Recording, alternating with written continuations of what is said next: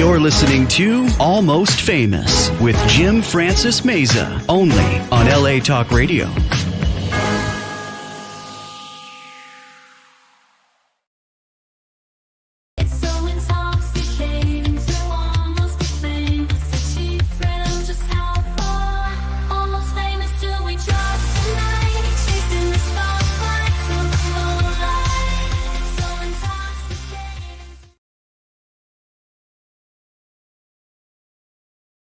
Today we're off to the races.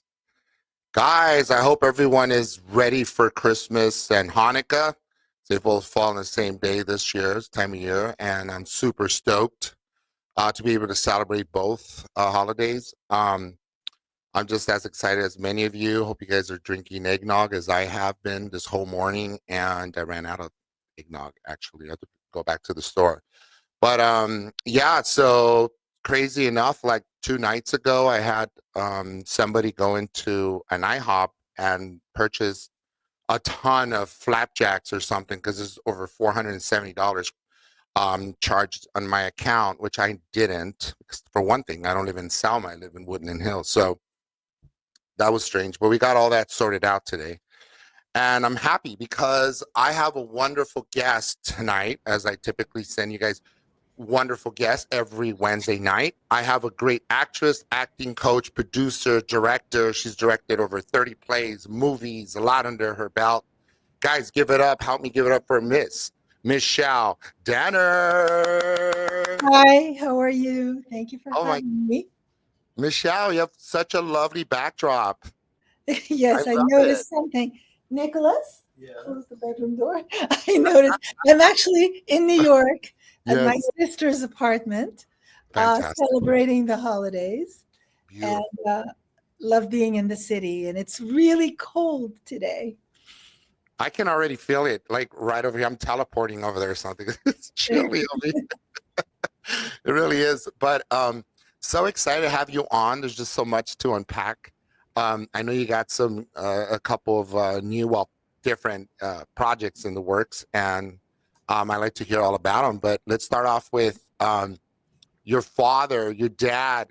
He was a pretty prolific guy. I mean, he worked in France. He worked in France. He was a producer, or he is rather, producer, first president of William Morris to spearhead the France department, right? Is that correct? In France, he opened the very first William Morris agency in the 60s. Wow. In Paris, in France. He's actually no longer with us. I'm sorry. But we celebrate him every day. He is in us. Absolutely, he's in your heart for sure, and all around.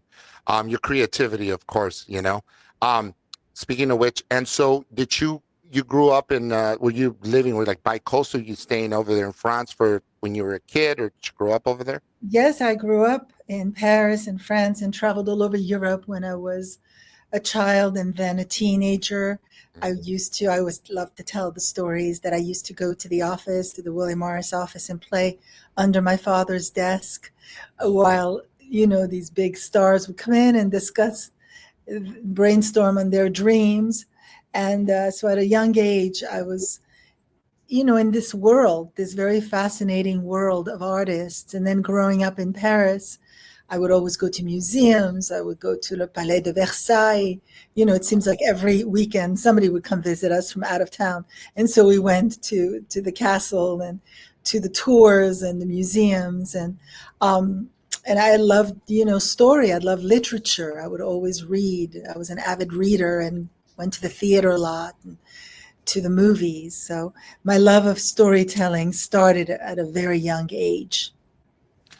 Right. And I mean, it runs through your blood, your DNA, right? And needless to say, being in one of the biggest agencies in the world, William Morris, I have a story, a little sidebar for you. I used to drive limos. I have a book out there, Juicy Divas Confessions of a Limo Driver. I had to plug it in, Michelle. But I used to drive the heads of William Morris here, and I drove Patrick Whitesell, I think. He was an agent. Big agent. He was with Jeff Bezos' wife now. He used to be married to her many years ago. I'm dating myself a long, long time ago. But at any rate, yeah. So it's funny when you mentioned that. I go, oh, that's so cool.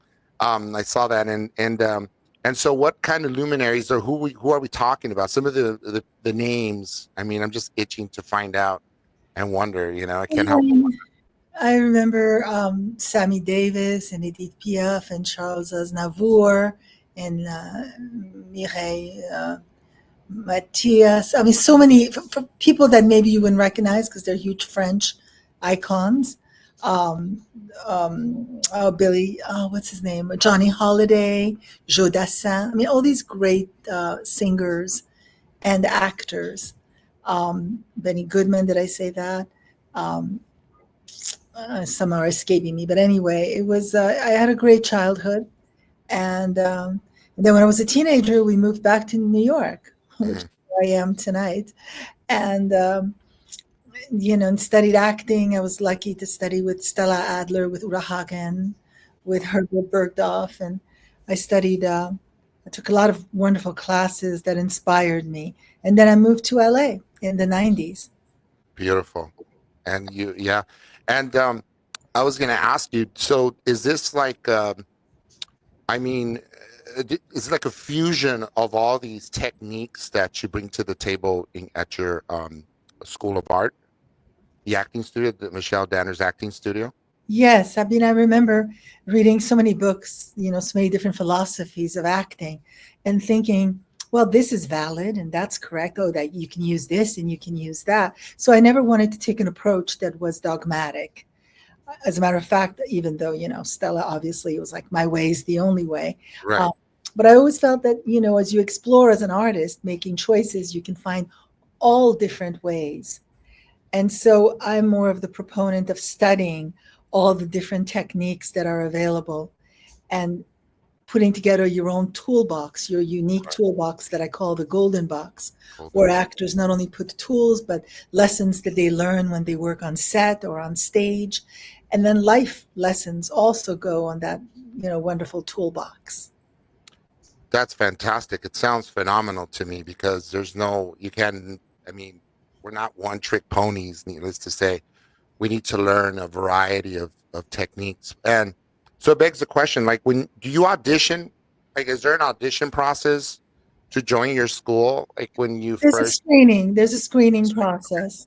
The same way that I don't like to audition actors for my movies. I think that if you do an interview, you get a sense Mhm. if this is a right fit, and they also get a sense. The student is interviewing the school as well, and they want to know, there's many acting schools, is this the right fit for me? But we want, people obviously that are committed to expanding, learning, nurturing their work ethic, Mhm. and growing as artists, risking, keep raising the bar. Those are, the best. That's the best fit of actors for our schools, for our And school. what are the qualities you look for in an actor? I love actors that are willing to take risks, that are I'm constantly asking when I'm watching either a TV show or a movie, or I'm on stage. I'm always watch performance on stage. Who is this actor? Who are they? And I always take the playbill, as I have 10 playbills here on the table, and read them. I just want to know who it's. Today I saw Gypsy today. Wow. Well, obviously I know who Audra McDonald is, but I'm not familiar with everybody else in the cast. And I'm always very fascinated by actors, and I'm blown away by actors that take tremendous risks. Right. Wow, that's phenomenal. Yeah, because a lot of people tend to stay like within sort of safeguards, if you will. And you just finished saying like people that are dogmatic, and it's very important to be able to explore outside those boundaries, right? And not Yeah, even have boundaries, so you're able to take those risks. absolutely. I think that's the key.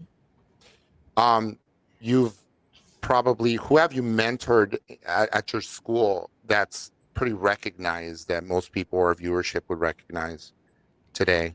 Well, a lot of I'm people. sure. So I hate to drop names, but obviously, if you go online, there's a list somewhere.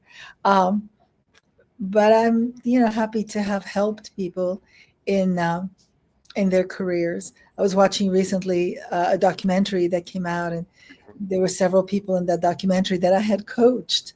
Yeah. And I was like, oh, look at this. I know him and I know him and I know her. Um, it's great. I think this is a craft, teaching acting, Right. coaching. It's a good craft, and it's a craft that not only do I teach it, but in my school I have a faculty of teachers, and you want to pass it down. You want to pass it down to other people that in turn pass it down to another generation of actors. Fantastic. Phenomenal.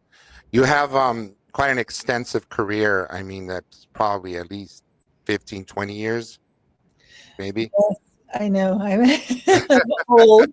I'm You know, old. I've gotten some Botox. oh, I used to say, because it's only recently that I got some Botox. I used to say, I haven't gotten Botox yet. But recently you, I've gotten a little bit of it.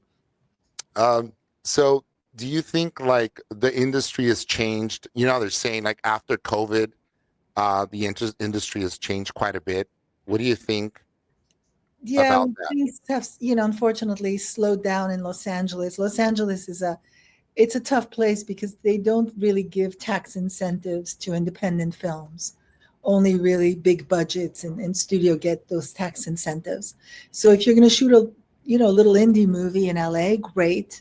But if you're going to shoot that mid-sized movie, it's going to be hard. You're going to have to go shoot it somewhere else. So production has slowed down considerably, as Right. everybody knows. And it was the aftermath of both COVID and the strike, Yeah. strikes plural. Uh, But just like I it. actually have a very good feeling. We'll see, in a year from now, I have a very good feeling that 2025 is going to bring us a huge surge of productions and filming, not only in the US, not only in Los Angeles, but everywhere. I think people are so motivated to tell stories because the technology keeps refining itself, and there's better cameras and better everything across the boards. And so that's why I think there's also a lot of great content. There's a lot of wonderful things to watch. Absolutely. Let me ask you, let's back up a little. So as far as acting is concerned, you start off as an actress. How did you then seg your way into being an acting coach? I think it had to do with my passion about the craft of acting and how much I studied it, and the fact that I had studied with Stella and with Uda and a lot of other teachers. And so I came to Hollywood in the 90s, and a lot of actors asked me, would I coach them? Would I coach them? And a class started to form itself. And, so everything was a stepping stone. Then I started to direct films, and then I kept teaching. So that's how, one thing fed into the other. Right. Yeah, and it makes sense. And we're so glad you did, because we need good acting teachers. And one of the things that stands out a lot about you is you're very charismatic. You have this charisma, this energy to you that's very palpable. You Well, know, thank you. yeah, it really is. And you're passionate about what you do. Clearly, so many years later, you're still doing this. And let's talk about some of the films. Like, for example, I'm very interested. Pardon me. It's eggnog. I had eggnog all morning long. So I'm interested in is it the Miranda Victim or Miranda? I directed a movie a few years ago. Actually, it was, towards the end of COVID. So we still had masks on set and COVID procedures. But it's called Miranda's Victim. It's a story about how the Miranda rights came about, and a story particularly about the survivor, Patricia Weir. And I was lucky enough to get an incredible cast of actors to come tell a story that had never been told. Wow. Nobody had ever told that story because the survivor never talked about it. And it came on the 60th year anniversary of the Miranda rights.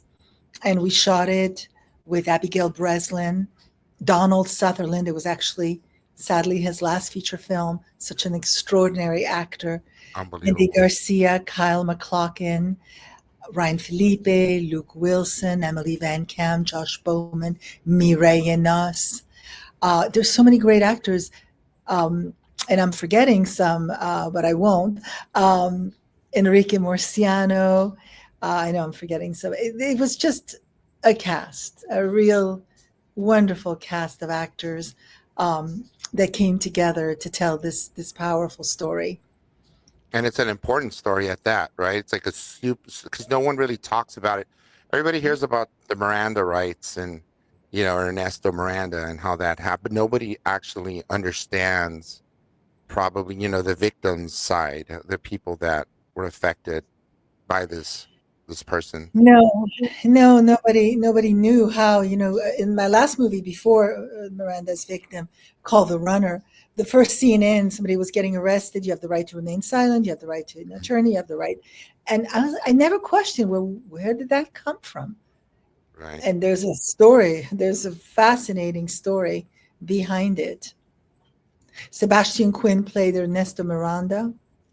Um, I know I don't want to forget any actors, but they were just all so great. It was great to work with this ensemble and be able to make this story come to life. And people also said it was very educational since they didn't know. Wow. Yeah, it sure is. I mean, I for one, I didn't really understood the whole thing. I mean, other than not the film itself, I haven't watched it. But the Miranda rights, and I kind of understand a little more about it now after delving into it and doing my homework and sifting through the information. I figure, wow, there's a lot more to it than most people know. I mean, I don't think anyone really understands. So you are educating people while you're showcasing talent. It's good. As a director, what's the most like one of the most rewarding things about bringing a story to life? Um, well, there's so many choices that have to be made. As the director, you have to pick the size of the canvas and the colors and the textures and what kind of paints exactly and the brushes and you have to sign it. So many things have to come together. There's a million moving pieces. And it's difficult, it's challenging, but it's also fun because you get to decide what all those things are. Wow. And so, and let me ask you this: Do you, as an acting coach, you speak 5 languages, if I'm not mistaken, right? You're versed in 5 different languages. Yes, I speak French, I speak Spanish, I speak Italian, and Portuguese and English. Wow, that is pretty amazing. Great stuff. Now, I imagine you've learned these languages being that you've been to different countries, right, outside of France. Well, You've because been, I grew up in Paris, and my mother was Italian from Milano, wow. and we always had people speaking Spanish around us when we were little. And I traveled to Brazil, and so learned some Portuguese there, and that's how I learned all those languages and became multilingual. How exciting! And so, do you teach in other languages as well, other than English? I have, and it's been quite a milestone to go to Paris and teach in several different theaters in French and to go to all over South America. Um, I was in Guatemala, I was in Colombia, I was in Peru, I was in Mexico City and teaching Spanish. Um, so I was invited to Brazil to teach, and I will go, I'm sure, one day. And I'm supposed to teach in Rome next year and back to Paris. So yes, I've traveled all over and taught, and I've gone to Russia, of course. And I'm sure I won't be going to Russia anytime soon. Yeah, I please let went to South Africa, to Johannesburg, to Cape Town. So I've traveled quite a lot, and I've taught quite a lot, master classes in London, all over the world. Wow, it's phenomenal. And do you find like, for example, other languages, how does that translate with the acting, with the golden box and that sort of thing with different, nuances and whatnot, you know? Uh, Well, so I'm like, prepared. When I'm going to teach acting classes all over the world, I look at the translation of very specific, sentences and words. So I'm very, very prepared. And yeah, then, I'll have a translator. In Russia, I had a translator the whole 5 days. in Istanbul. I taught several times in Istanbul. I loved that experience. That was very powerful. And do these because you've traveled extensively? I tend to ask everyone that travels because I haven't traveled in a bit. Like what are because you've seen so many picturesque places, and you've been all over. And what is one of the places that really has stood out for you? When it comes to not only scenic wise, but the people there. The way they receive you and that kind of thing. Well, I mean, I feel at home in many different parts of the world. So I love Italy, for instance. My mother was born in Italy, and I was there in April shooting a movie, a romantic comedy called Under the Stars, with Andy Garcia, um, with Toni Collette, Alex Pettifer, Eva Di Domenici, Vincent Raiota, and a lot of other wonderful, Italian actors. So I loved the food there. I mean, I just saw an article that said the best food in the world, and the first cities that came up were cities in Italy. Uh, I guess there's no big surprise there. I remember going to the supermarket and everybody knew that I was, a director directing a movie. And so, I went to buy different foods and went home and cooked them. And then the food tasted so good. It was so fresh. They don't have like an organic section because everything there is organic. Um, it was just a great experience. And I love Italy, every part of Italy. And I've traveled extensively throughout Italy. Wow, that's phenomenal. I mean, I can imagine like just acclimating from one place to the other must have been somewhat of a challenge at first, perhaps. Well, of course, there's also the time difference. You get jet lagged, and when you travel a lot, you have to deal with that. Um, so you have to just steal naps here and there, and then slowly but surely get back, on track, calibrate yourself. Yeah. But I think I've made peace with myself that I'm going to travel more in this lifetime, hopefully, knock wood. And I have little tricks when I travel, how to keep myself, productive, and also, to really be rested. Super important, highly important. And so let me ask you this: like when you travel, do you travel with people with you? You have like an ensemble, a group of folks that help you, like handlers. I travel with an entourage, which is my two kids, and it's been thrilling for them. We went snowmobiling uh, last year and looked at a map from all over the world, and we were able to point to so many places in the world and say, "Oh, we've been here, we've been here, we've been there, we've been there. We haven't been there, and we want to go there." But my kids come with me. My sister comes with me.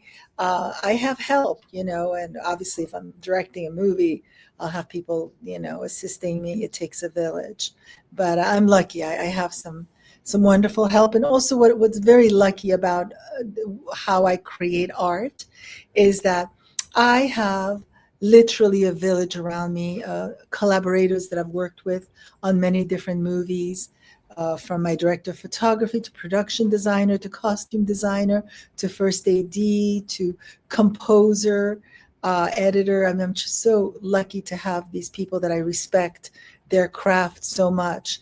And we all have a shorthand and are able to collaborate together in an incredible way. Yeah, I think it's important that, like you mentioned, to have folks that make you feel, the kind of like family almost, like you're traveling with family. I mean, not obviously in the literal sense, but also to the extended family that you have. So that it makes, I think, working, they kind of know what you look out for, if you will, what you're looking for in direct, whether that's directing, whatever that looks like, or you're acting in something and you have your people with you. It helps make the experience that much easier, I think. Exactly. Yeah. Yes. Let me ask you, is you also direct, like, plays, and you've done over 30 plays, if I'm not mistaken. What does that feel like? Would you say, do you enjoy directing films as opposed to stage, or vice Well, versa? I'm incredibly passionate about the theater. And so I've been here in New York, and I saw Sunset Boulevard, and today I saw Gypsy with Audra McDonald, and she brought the house down. I cannot imagine she would not win. so many awards, and certainly the Tony for this performance. I mean, everybody stood. I mean, that's the reason why you go to the theater, to have this kind of spiritual, in-depth experience. I literally started to cry. And The Hills of California is incredible. Sunset Boulevard the other night was incredible. Death Becomes Her. Hold On to Me, Darling. I mean, the level of performances, the it's blown me away to come here to New York and see this great theater. It's like a blood transfusion every single time. And as a matter of fact, I'm talking about directing something in New York. It's in the works. I've been working on this wonderful show called The Ticket to the Circus, and it's about the youngest wife, the latest wife of Norman Mailer. And I can plug, Norman Mailer has a great documentary that's out that I saw. It was named one of the best documentaries in 2024 in Daily Variety. So I've been working on this story. I'm very good friends with John Buffalo Mailer, who's a wonderful writer. I directed a movie that he wrote years ago called Hello, Herman, with Norman Reedus. And I'm in talks about trying to get this, directing here in New York. But I also have several movie projects that I'm going to be directing next year and the year after, and they're in the works as well. So if you ask me, do I like theater or film? I like both equally as much.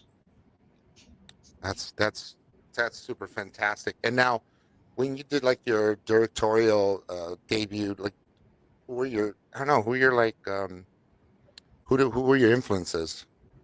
I've always loved. It's a great question.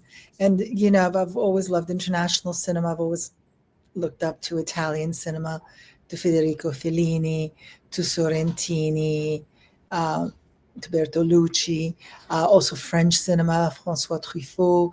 An English director has always inspired me, Mike Leigh. I've always loved how he's worked with his actors very improvisationally and worked on characters and defining behavior, idiosyncratic behavior. In terms of romantic comedies, Nancy Meyers is, my hero. I love all of her romantic comedies. Love William Wyler and Hitchcock. What's interesting is that I have a really, my taste is very diverse. Wow. Yeah, rightly so. I mean, you speak 5 languages, and you're Italian, right? You're half Italian. Yes, I'm half Italian, yes. As a matter of fact, so I have a movie coming out, so I'm going to plug it on your show. Yeah, of course. It's premiering on April 10th, and it's going to come out everyone April 11th, and it's called The Italians. It's a comedy, a family comedy, a romantic comedy, and it's fun. And I'm hoping there's a recipe book that's going to come out alongside with the release of the movie, about these recipes that have been passed down from generation to generation in our family. I'm hungry. Yes. And I think, and people have said that after they see the movie The Italians, they're actually hungry for Italian food and to go hug their families, because it has a wonderful message about forgiveness and closeness to your family. That's beautiful. My wife's half Italian also, and my acting coach is Italian. You probably know him. It's Spano. Of course. Vince Spano. Yeah. Of course. When you said my acting coach, like, oh, I hope I know him. Yes, I do know him. Vincent Spano. Yes. Good dude. What do you call it? And so let me ask you this. So being that, you create your own films and, you direct and whatnot, let me ask, it begs the question, you had to have probably, I wouldn't say audition, you say you don't audition, but maybe involve some of your students from your school, your conservatory? Always. Our students come on set. They work in front of the camera, behind the camera. I have a movie called The Runner, where I cast almost all my students are in it. The Runner. Yeah. And also a lot of my students are in Miranda's Victim as well. Wow. And what's that like? Like, it's like Michelle Danner, the acting coach, as opposed to the director. Are you going easy on these people, or well, you don't have time to teach acting on set. Right. I can tell you that. You are very concerned always about making your day and shooting as much as you can, so you have as much footage as you can to play with in the editing room. But yeah, no, I mean, you have to be more result oriented, and obviously you are in class. Class is all about process. But I would say that being on set is always also about process. And I never listen to what the actors say about me, when they shoot them, when there's always an EPK going on, when they interview the actors on set. But recently I heard a few actors say some things, and everybody's basically was so happy to feel like they had a safe place so they Right. could explore and they could take risks. And I think it's really important. It's important to not be so result oriented when you're on set.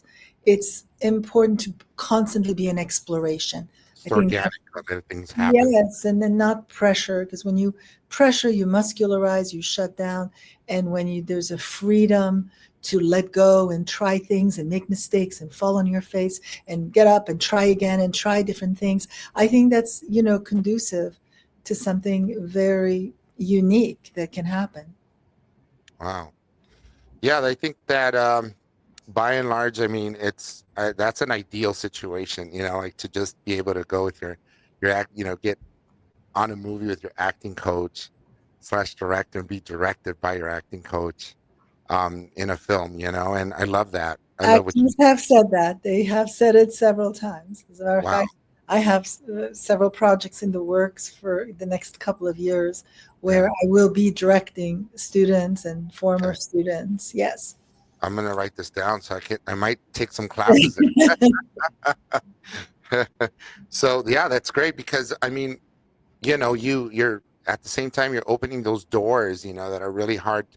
I mean, because let's talk about talent. I mean, there's so much talent oozing through LA's nose and New York's nose, so to speak. There's talent galore, but people say there's so many talented people, but yet very few make it through the door. What do you think's going on with that? Well, because I think that there is a lot of talent, but you have to have what Stella Adler used to say when I took her classes, a talent for the talent, which is this impeccable work ethic, this really working harder than you ever want to work. And that takes a certain work ethic that not everybody has. And so, and especially, the younger generation, because, they're a little coddled, and I'm guilty of it. I have 2 kids. But I really tried. When the movie Whiplash came out, I showed both my boys the movie, not because, I want them to literally bleed for their art, but metaphorically to do so and to work harder than they even thought possible. And it's okay. It's okay to work hard and want to cry and fall on your face. And I really want them to understand that. Right. Wow. Sounds like it's like somehow it blurs the lines between parenthood and the director and acting coach. You're all able to sort of combine both worlds, if you will, like, because it seems like they're part of your, like you said, part of your entourage. So you're almost Well, yeah, teaching them they come on skills. set with me. They help me. My oldest son is a graduate from USC, where he studied film and theater, and he's a wonderful writer. And he's helped me immensely on the last, 4 projects that I've worked on. Um, he's been a tremendous support, and I, in turn, will help him as we continue to grow and create together. But no, it's great to have your kids be part of it, especially because you want to keep tabs on them and see what they're doing. Exactly. It worked out pretty good for you in that case. Because you never really, I don't think, I mean, for obvious reasons, come from a family of talent, and they look up to you, and they felt like, I got to do something in the arts. But what if you would have supported them had they gone a different direction, you think, Oh as a yeah, parent? well, one of my boys is an artist, and the other one is a businessman. So he's not interested that much in the arts. So whatever it is, that's the key. I watched a documentary on the wonderful composer John Williams, and he's 92 years old, and he looks so great. And it's because he does the thing that he loves. That's always the key. So when you have children, you have to help them to find, discover, work on the thing that they absolutely love in this life. Right. And what about Michelle Danner? Would you have done anything different if you could do it all over again, a do-over, so to speak? Um, I never think about it, but I mean, I would have done what I see my oldest son do, which is he watches a lot of movies. He watches almost 4 movies a day some days, Wow. and he rewatches them over and over again. I remember that when I was his age, which is 22, I never liked watching anything more than once. It just bored me, and I think it was a defense mechanism not to go deeper in the work. And so I would embrace repetition more. I would not feel that I had to be on the fast lane all the time and I had to do and go. I would slow down. And, that what is that book, The Art of Doing Nothing? I would have embraced that a little bit more because it's important to now, especially, we're starting this from now next couple of weeks. Hopefully I will be practicing a little bit more that art of doing nothing. It's very important. I strongly doubt it. I think you're going to be doing something. You'll be Well, reading emails. I was here in New York because they screened The Italians as part of our festival circuit at the Big Beautiful. Apple Film Festival, which, was a very nice screening. It went really well. And then Fantastic. after that, I saw one show after the next. But I think now I'm starting to slow down a little bit. Those moments are important. That's what I would have told my younger self. It's always a good question. What would you tell your younger self? How would you have done it Yeah. differently? I would have studied more, watched things more, slowed down more. Now, you like literature. What are your favorite books these days? Do you have a favorite book you're reading? Oh, yes, I have so many. I love to read thrillers. I love thrillers, but I love Michael Singer, The Unfettered Soul. I think it's a really important book. Um, I think this book, Outlive, How to Live Longer. I'm reading that. Um, I um, I read a lot of biographies, a lot of actors' biographies. Barbara Streisand's biography from last year. I'm Unbelievable. I'm reading that. It's an Um, incredible book, I hear. Martin Short. I love Martin Short that hosted. I mean, can we just say for a second, Saturday Night Live yesterday? Oh my God! I mean, the way he moves and he's so funny. There was a skit in the car. There was beyond hilarious. I don't know if you had a chance to see it. I haven't yet. Oh, I'm going to and get around to it as soon as I get home. oh, it's just incredible. The opening number in Saturday Night Yeah. Live yesterday. Martin Short is one of our greatest treasures. It's a I'm gem. reading his biography. Yeah, that's a good one. So he has a Martin Short. Um, okay, wait. So all these books you've read, have you thought about pen to paper? Like, when are you going to start your own book, or are you that I'm author working on it. It's a process. I'm working on it, but it's called The Golden Box. right And after your technique? yeah, and it's the daily ritual because I believe actors really need to do daily rituals to keep themselves, exercised Mhm. because you Like, get what are some of the things you can do? well, you can work on the material. You can work on, monologues, different writers. I was just at an acting bookstore earlier, and there's all these great plays, and just keep reading plays and screenplays and memorize monologues, soliloquies, work on scene with partners, like playing great tennis, uh, work on different exercises to keep yourself emotionally, sensorially available, uh, observe behavior, like go to one of those coffee shops and sit down and just watch Just watch people watch. behavior. Yeah. Go to the airport and people watch at the airport, at the park, wherever you can. Especially Terminal Bradley. Yeah, So, with the World that's Cup, right, because it's international. That's right? exactly right. It's fascinating. Behavior is that's a fascinating. I love watching couples in restaurants and, Yeah. guessing who's going home at night and who's not. you know, it's fun. Behavior is fun. Who's sleeping on the couch for sure tonight? So let's see. Exactly. Um, what are like? I mean, I don't even know where time's gone, but It's unbelievable. We've been on for 40 minutes, just under. Isn't that crazy? Yes. So we just started. I have a question for you regarding like, what would you say? I don't know. Like, what would you say would be like the best advice for somebody that's just starting? Because we have a lot of people that are aficionados, like they want to be actors, and who doesn't want to be an actor these days, And for the young person I think starting out, owning, yes, aside from the fact that obviously I'm a proponent of studying the craft, and watching a lot of things and going to museums but own in after you do all that, own in on what you want to say as an artist. What are the stories that you want to tell? What is really important to you that you want to share? And, and be clear on what it is that you want to contribute. It's not um, a place where you want to come and say, what can I get from it? But right? what can I give?